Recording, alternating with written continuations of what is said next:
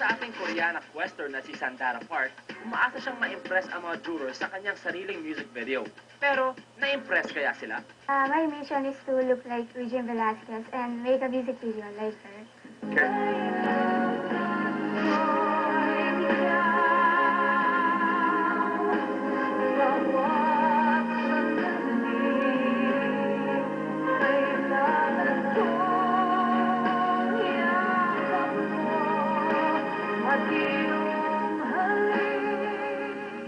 You know, one of the hardest things to do is to lip sync. You're in for me. Bakit gustong-gusto mo mag-artista? Gusto ko po maging popular at I want to have fun. Wave ka nga sa fans, kunyari marami kang fans. Again, do it again. That's nice.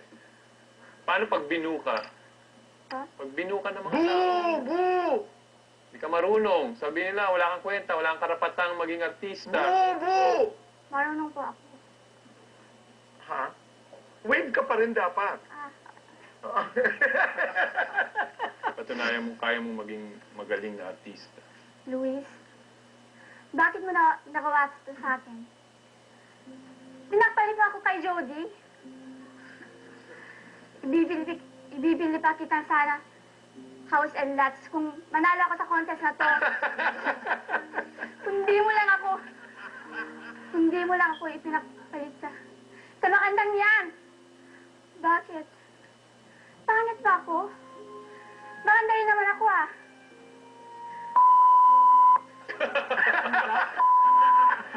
Cute sa umpisa. Cute.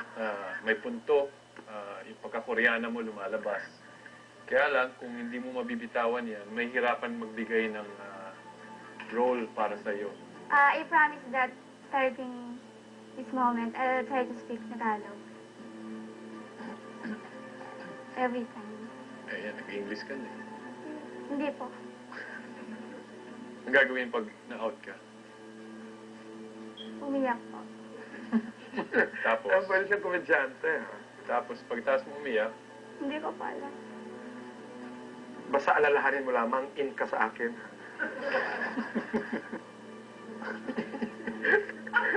Ituloy mo lang, huwag mabilis. Sige, kahit yan. Tuloy mo. Wave to your fans while you're crying.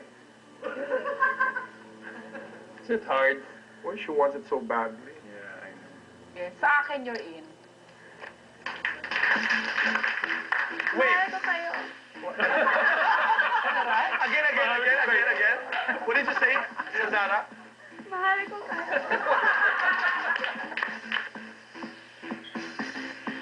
What is the outcast then?